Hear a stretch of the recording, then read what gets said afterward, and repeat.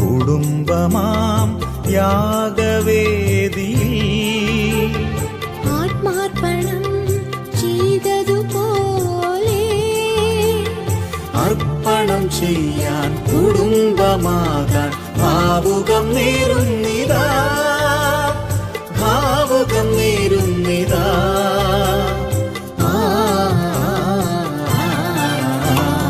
മംഗല്യ സൗഭാഗ്യമേകാൻ മണ്ണിനെ വിണ്ണോടു ചേർക്കാൻ കല്യാണരൂപനാകും